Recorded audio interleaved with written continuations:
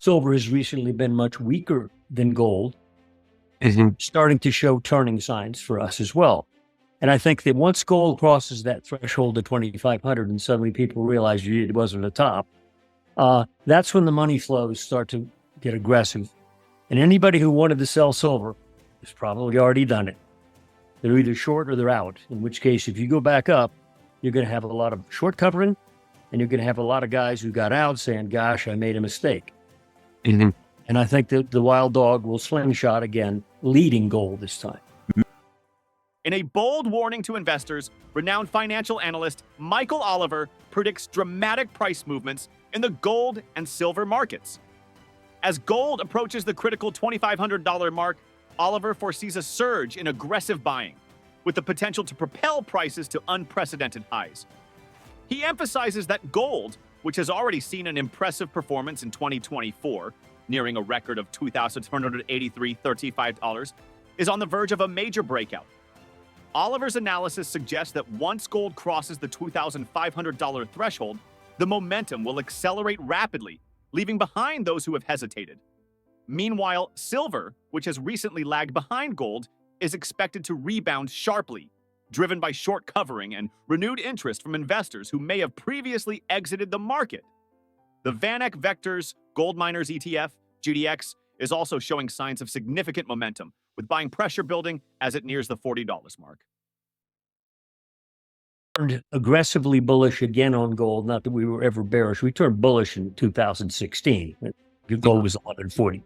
Our long-term views never changed. There have been big sell-offs. We know that, but it's still a major trend. This pause that we've had since the April high in gold, when it got up about 2450, you've eked out some marginally higher highs, but the price chart is to keep risking that 2,500 level.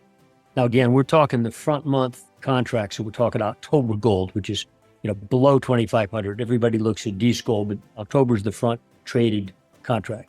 We'll rotate the December future in our analysis once we get into October, the delivery month. But that contract continues to be sold just short of 2,500. It actually isn't just a price level. We have momentum trigger levels that assert that the recent range action we've had in gold, which has been fairly benign, will start to explode again if you get much above 2,500.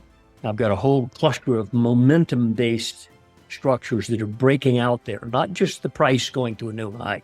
So it's for real. You get above 2,500, expect acceleration. And at that point in time, I'd expect the wild dog silver market to suddenly do just the opposite of what it's done recently. And, if you look at silver since the beginning of the year, for example, gold peaked. Well, it didn't peak. It stopped going up in mid-April. Look what silver did after mid-April. It shot up another $2, $3. So it's much stronger than gold after the April high, whereas gold plateaued.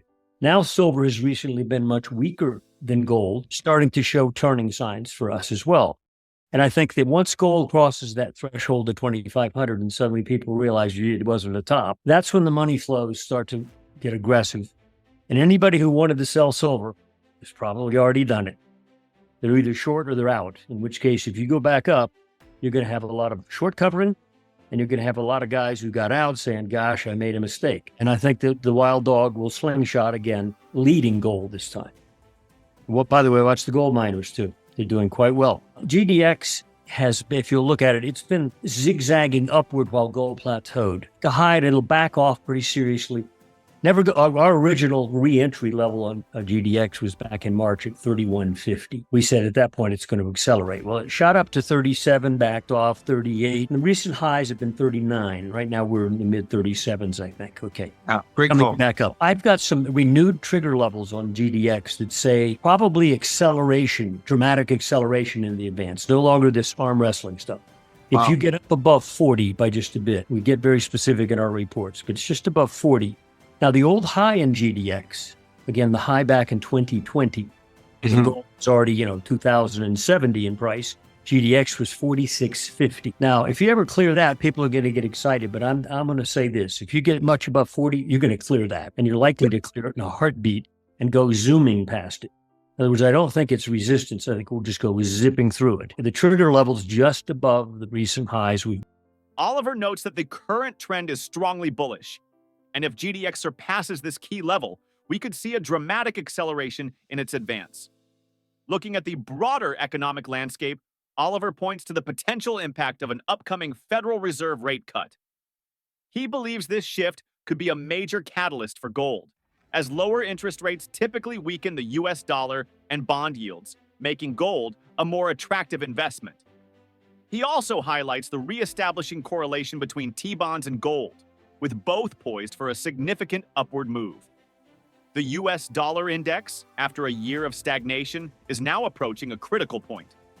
Oliver predicts that a close below 102 could trigger a sharp decline in the dollar, further boosting gold's appeal. Welcome to Economy Express, your go-to destination for all things economics and finance. Whether you're an experienced investor, an inquisitive student, or just someone who wants to stay ahead in today's ever-changing economic landscape, you've come to the right place. Now, let's get into the details of our news.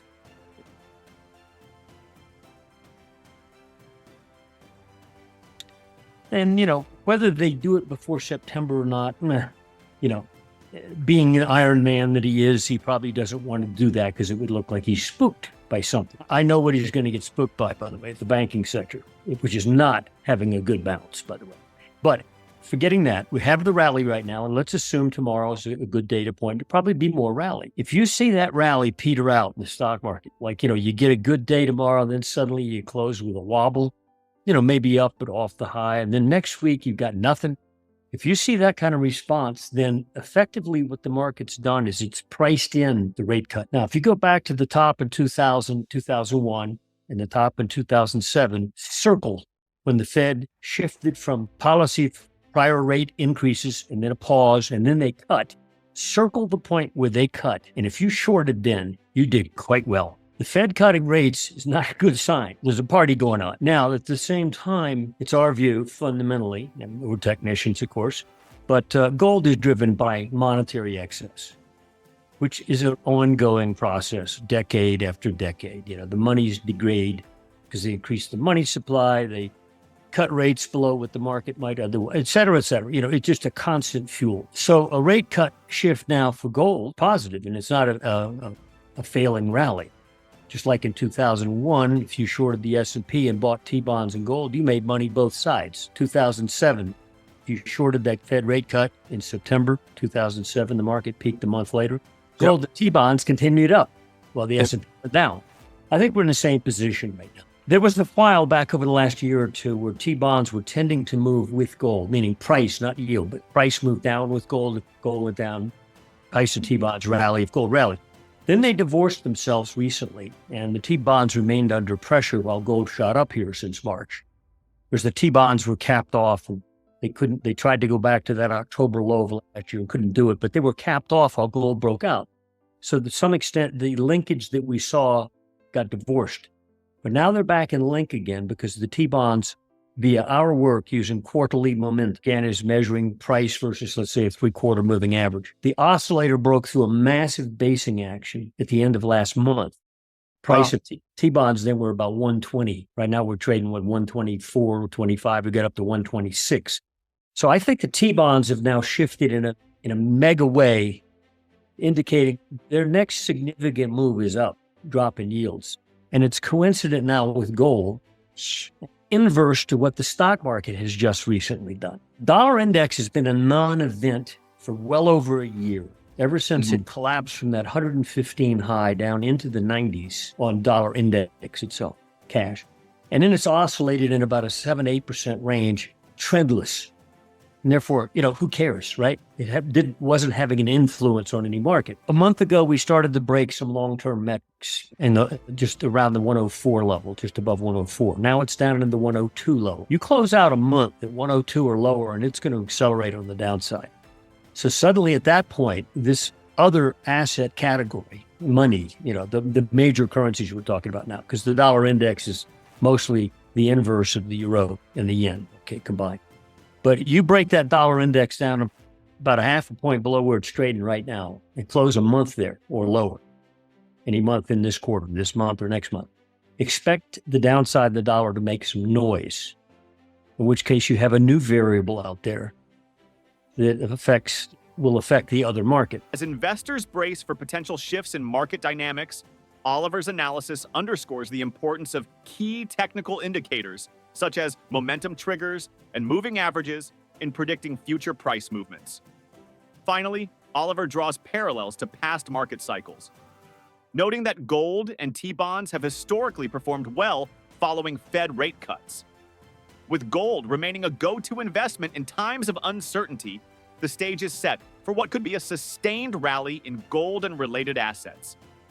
As we continue to monitor these developments, we encourage you to share your thoughts on whether we are on the brink of a major market shift.